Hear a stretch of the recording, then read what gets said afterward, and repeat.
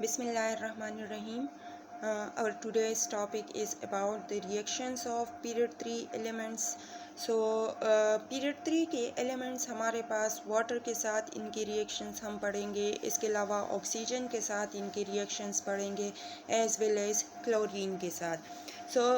First of all we will discuss reaction with water molecule. Water के साथ इनकी reactivity from left to right जब हम जाते हैं तो हमारे पास डिफरेंट किस्म की इनकी रिएक्टिविटीज़ आती हैं. As we know that the first जो मेटेलिक एलिमेंट्स है that is sodium, magnesium and aluminium. It contain a very reactive electrons. ठीक है, तो इसके जो इलेक्ट्रॉन्स की वजह से इनकी रिएक्टिविटी विद वाटर मॉलिक्यूल बहुत तेज़ होती है. सबसे पहले बात करते हैं हम सोडियम की. Sodium is much more reactive with water molecule because of what, क्योंकि सोडियम के आउटर मोस्ट में 1 इलेक्ट्रॉन है और उसको हम जैसे ही पानी में डालते हैं तो इसकी हीट ऑफ डिसोसिएशन, अगर उसका जो लेटेस्ट देखते हैं उसकी हीट ऑफ डिसोसिएशन की वजह से वो वाटर को भी डिसोसिएट कर लेता है और एज अ रिज़ल्ट हमारे पास sodium hydroxide liquid, hydrogen gas और a large amount of heat will be release. तो इस रिएक्शन में हमारे पास ये क्या है, this is actually an exothermic reaction. ये हमारे पास एक्सोथर्मिक रिएक्शन है और इसमें बहुत ज़्यादा अमाउंट में हीट इवॉल्व होती है. आप लोगों ने देखा होगा कि अगर मुख्तलिफ़ वीडियोस में कि जैसे ही सोडियम का डिस्क वग़ैरह या सोडियम मेटल को हम पानी में डाल देते हैं तो एकदम से वो ब्लास्ट कर लेता है. ये ब्लास्ट क्यों करते हैं? देखिए, जब हमारे पास सोडियम रिएक्ट करता है वाटर मॉलिक्यूल के साथ तो हीट भी रिलीज़ होती है. Same in the case hydrogen gas भी रिलीज़ होती है. हाइड्रोजन गैस हमारे पास क्या है, हाइड्रोजन गैस हमारे पास हाईली एक्सप्लोसिव गैस है. ठीक है, तो हम क्या करते हैं कि जब इसको सोडियम के साथ रिएक्ट करते हैं तो जो हीट यहाँ पे रिलीज़ हो रही है वो अगर इतनी सफिशेंट अमाउंट में हो कि आग लगा सकते हैं, सो एज अ रिज़ल्ट ये हीट क्या कर लेंगे कि उस जगह पे जितनी हमारे पास हाइड्रोजन गैस प्रोड्यूस हुई है उसको बर्स्ट कर लेंगे. तो इस वजह से जब हम सोडियम को पानी में डालते हैं तो एकदम से एक्सप्लोजन पास होता है and that explosion is because of the exothermic reaction of the heat of dissociation of water molecule and as well as the dissociation of sodium lattice.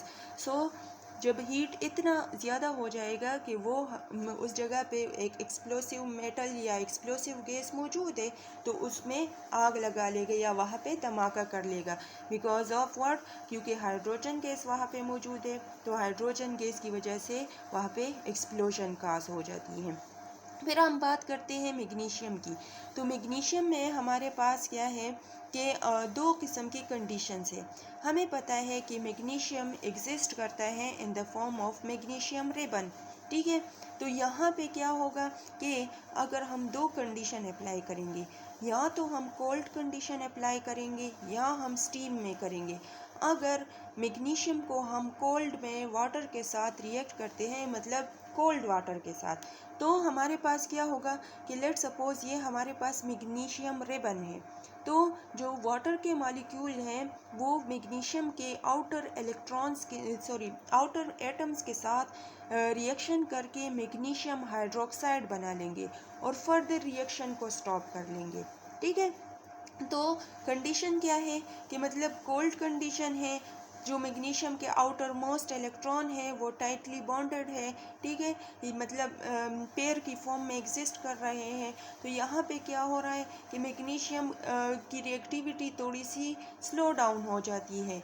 हाँ, अगर हम कंडीशन चेंज कर लेंगे यहाँ पे तो हमारे पास बन जाएंगे magnesium hydroxide and hydrogen gas. ठीक है, लेकिन अगर हम कंडीशन थोड़ी सी चेंज कर लें, लेट सपोज़ हम स्टीम प्रोवाइड कर लें. ठीक है, स्टीम की प्रेजेंस में मैग्नीशियम जो है स्टीम के साथ रिएक्शन कर लेते हैं. स्टीम का मतलब क्या है कि हम बहुत हाई टेम्परेचर प्रोवाइड करके वाटर को कन्वर्ट कर लेते हैं स्टीम में. ठीक है। जब स्टीम में कन्वर्ट करेंगे तो उसकी reactivity with magnesium is very strong, और वो हमारे पास क्या बना लेते हैं, magnesium oxides and hydrogen gas will B form. तो यहाँ पे दो कंडीशंस थी, या तो हमारे पास मैग्नीशियम हाइड्रोक्साइड्स के बबल्स बन जाएंगे मैग्नीशियम रिबन पे और रिएक्शन उस जगह पे स्टॉप हो जाएगा, कंप्लीट रिएक्शन नहीं होंगी। उस रिबन में जितने एटम है जो इनर साइड पे एटम होंगे वो रिएक्शन नहीं कर सकेंगे, सिर्फ आउटर मोस्ट एटम्स जो है वो क्या कर लेंगे, रिएक्शन करेंगे। ठीक है।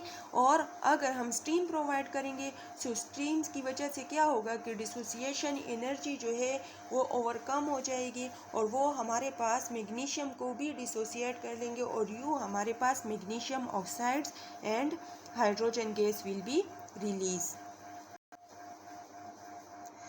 फिर एल्यूमिनियम एंड सिलिकॉन की बात करते हैं। So aluminium and silicon are strong metals. Silicon is actually a metalloids while aluminium is a metal. तो हमें पता है कि कोई भी जो रिएक्टिविटी के लिए हम कंडीशन अगर चेंज कर ले तो रिएक्शन इजीली होगा। अगर कंडीशन आप नॉर्मल रखेंगे मतलब रूम टेम्परेचर वगैरह रखेंगे तो कुछ ऐसे एलिमेंट्स होते हैं कि वो रिएक्शन इतनी स्ट्रांगली नहीं करते। Same in the case with aluminium and silicon. Aluminium water के साथ रिएक्शन करके एल्यूमिनियम ऑक्साइड्स के लेयर आउटर मोस्ट पे बना लेते हैं एंड हाइड्रोजन गैस रिलीज करते हैं। ठीक है, लेकिन कंप्लीट रिएक्शन नहीं करते। हाँ, अगर हम एल्यूमिनियम को क्या कर ले कि टेम्परेचर भी बहुत ज़्यादा प्रोवाइड कर ले, सेम एल्यूमिनियम मेटल को हम जो है पाउडर में कन्वर्ट कर ले, सो एज अ रिज़ल्ट हमारे पास सरफेस एरिया इंक्रीज हो जाएगा और reaction with water will be increases. Same in the case with silicon. Silicon can exist in the form of a joint covalent structure. ये joint covalent structure की form में exist करते हैं। ठीक है, तो ये क्या करेंगे, फोर बॉन्ड बनाएंगे। यहाँ पे जब ये वाटर के साथ रिएक्शन करेंगे एट रेड हीट। ठीक है, रेड हीट किसको कहते हैं, जब हमारे पास घरों में गैस कम हो जाता है। ठीक है, तो गैस जब कम होता है तो हमारे पास जो फ्लेम का कलर होता है वो ब्लू या ग्रीन सा होता है, लेकिन जब हमारे पास गैस सफिशेंट अमाउंट में सिलेंडर में मौजूद होता है और हम उसको फ्लेम दे दें तो हमारे पास क्या होगा, वो रेड कलर का नज़र आएगा। इस चीज़ को हम रेड हॉट कहते हैं। ठीक है, तो silicon when treated with water molecule in the presence of red hot heat, so we will obtain silicon dioxides and hydrogen gas will be released. जो स्ट्रक्चर बनता है वो इस किस्म का स्ट्रक्चर आपके पास बनेगा सिलिकॉन डाइऑक्साइड का। सो aluminium react with water in the form of powdered form with by providing certain amount of heat and temperature. Similarly, silicon react with water in the presence of red heat, so we will obtain silicon dioxides and hydrogen gas. Now chlorine reaction with water molecule. So chlorine react with water molecule in a reversible manner, and this reaction is known as a disproportionation reaction. Chlorine जो है वो water के साथ reaction करके HCl बनाते हैं, hydrochloric acid बनाते हैं, एज वेल एज क्लोरीन जो है सेम वाटर के साथ रिएक्शन करके हाइपोक्लोरस एसिड भी बनाते हैं। इस रिएक्शन को हम डिसप्रोपोर्शनेशन रिएक्शन कहते हैं। क्यों, देखिए हमारे पास क्लोरीन की ऑक्सीडेशन स्टेट जो है वो ज़ीरो है एलिमेंटल स्टेट में। ठीक है, जब ये वाटर के साथ रिएक्शन करते हैं तो इसकी रिडक्शन भी होती है एज वेल एज इसकी ऑक्सीडेशन भी होती है। सो any reaction in which the one reacting chemical या the one reacting substance is acting both as a oxidizing agent as well as reducing agent, so इस ऐसी रिएक्शन को हम क्या कहते हैं, एज अ डिसप्रोपोर्शनेशन रिएक्शन। यहाँ पे क्लोरीन ज़ीरो ऑक्सीडेशन स्टेट में था, HCl में क्लोरीन -1 ऑक्सीडेशन स्टेट में है, वाइल हाइपोक्लोरस एसिड में HCl क्लोराइड जो है वो +1 ऑक्सीडेशन स्टेट में है। So at the same time it is oxidised as well as reduce. सो ऐसे रिएक्शन को डिस्प्रोपोर्शनेशन रिएक्शन कहते हैं। अब क्या है कि ये तो रिवर्सिबल रिएक्शन हुआ, मतलब ये बैकवर्ड में भी जा सकता है। लेकिन अगर आपके पास सफिशेंट अमाउंट में HOCl जो है वो प्रोड्यूस हो जाए, सो अगर आपके पास 2HOCl है that will be converted to 2HCl and oxygen. अगर 1HOCl है hypochlorous acid, so it will produce HCl plus half oxygen molecule. तो हमारे पास क्या है कि अगर हम इसको नॉर्मल कंडीशन में ले लेते हैं, एयर के पास मतलब एटमॉस्फेरिक लाइट और इन चीज़ों में आ जाते हैं, so this can be converted further into HCl and oxygen gas. अब हमारे पास लास्ट में है कि फास्फोरस और sulphur do not react with water because of what, क्योंकि फास्फोरस और सल्फर हमारे पास मॉलिक्यूलर एलिमेंट्स है, ठीक है। फास्फोरस P4 की फॉर्म में एग्जिस्ट करता है, सल्फर S8 की फॉर्म में एग्जिस्ट करता है। हम अगर इसको वाटर के साथ रिएक्ट करते हैं तो इनकी रिएक्टिविटी इतनी नहीं होती, बल्कि ये रिएक्ट ही नहीं करते बिकॉज ऑफ व्हाट, क्योंकि हमें पता है कोई भी केमिकल रिएक्शन के लिए इतने अमाउंट में एनर्जी चाहिए कि आपके पास अगर कोई एक बॉन्ड ब्रेक हो रहा है तो वो अपने साथ दूसरे मॉलिक्यूल को भी ब्रेक कर ले। तो अगर फास्फोरस की बात कर ले, P4 है, P4 जब ब्रेक होते हैं तो इसकी इतनी एनर्जी नहीं होती कि वो वाटर को भी ब्रेक कर ले, ठीक है। सो किसी भी केमिकल रिएक्शन के लिए इतने अमाउंट में एनर्जी चाहिए दोनों रिएक्टिंग सब्सटेंस की कि वो एक दूसरे के बॉन्ड्स को भी ब्रेक कर ले, और सेम इन द केस एक दूसरे के साथ नए बॉन्ड्स भी बना ले।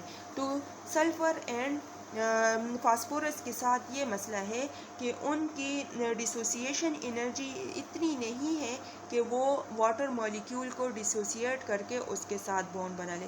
हाँ, अगर हम कंडीशन चेंज कर ले, मींस कि कोई हाई टेम्परेचर प्रोवाइड कर ले, कोई प्रेशर प्रोवाइड कर ले, तो हमारे पास रिएक्शंस हो सकते हैं। लेकिन जनरल नॉर्मल कंडीशन में हम कहते हैं कि हमारे पास सल्फ़र एंड फास्फोरस कोई रिएक्शन नहीं करता। और आर्गॉन हमें पता है कि इसका ऑक्टेट कंप्लीट है, सो it will not react with the water molecule, and it is all about reaction of period 3 with water molecule. Thank you so much.